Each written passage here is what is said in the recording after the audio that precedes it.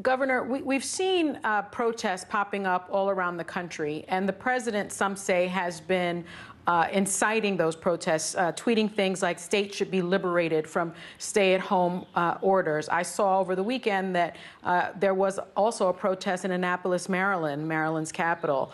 Governor Inslee warned that Trump's language is fomenting domestic rebellion and could, in fact, lead to violence.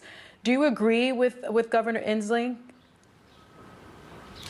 Well, I missed the small protest that they had here in Annapolis on Saturday because I was at BWI Airport welcoming the plane that had the 500,000 coronavirus test kits that flew in from Korea that's going to save thousands of people in our state. But it wasn't a very large protest, but I think it's unhelpful. I mean, it doesn't make any sense, the mixed messaging we're getting out of the president. For example, in our state, and I think in most of the states where he was encouraging protests, we don't have 14 days of downward numbers, which is what the president's plan that came out on Thursday night called for. The president's plan says that no state should consider reopening until you have 14 days of downward numbers. That made sense. But on Friday, he encouraged people to go out and protest and liberate those very same states. So he basically was encouraging people to violate his own federal policy. So I don't think it was helpful. I understand people's frustrations. I understand people want to get out of the house. They want to get back to work. I understand that they're hurting.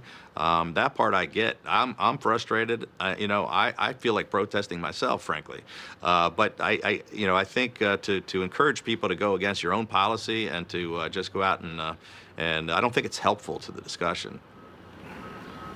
Governor Hogan, this is Megan.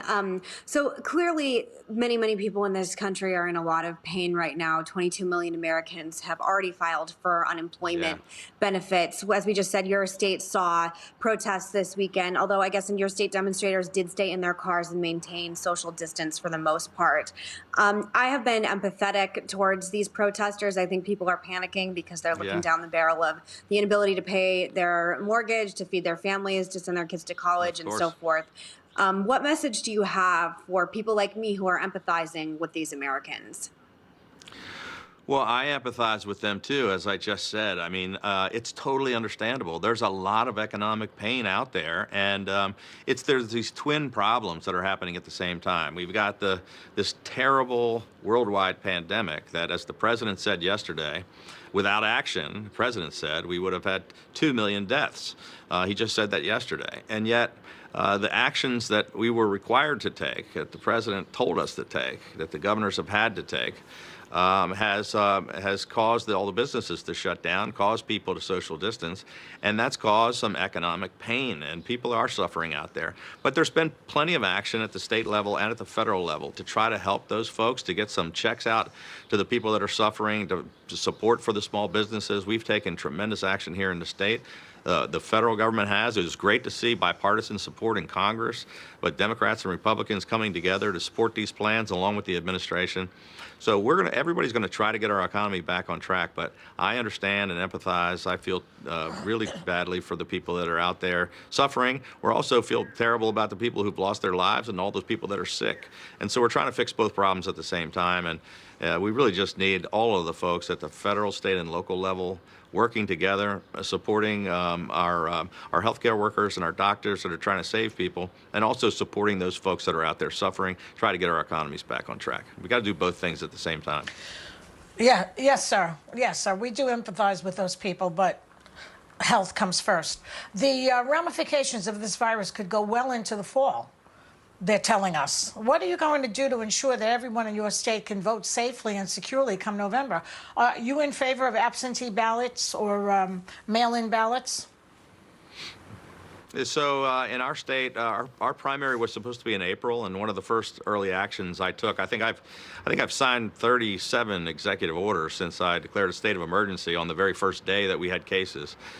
We took some aggressive actions, but one of the things we did was we postponed our April primary until June, and we're pushing for mail-in ballots. So we haven't really we've asked our State Board of Elections to study what happens in the November election. We still have some time to take a look at that, but here for the primary in Maryland, we did push for and support mail-in ballots, which I think is going to be a great test to see how that functions and see how it works. Right. So, Governor, I have a really dopey question to ask you about. A local Maryland Police Department recently posted a PSA on Facebook that went viral. They wrote, "Please remember to put pants on before leaving the house to check your mailbox." Now, I know they weren't talking about me, but do you know who they were talking about? Because it said, seriously, this is your final warning, you know. Any ideas of who this was? Apparently there's somebody in this small town who keeps going to check his mail without any pants on.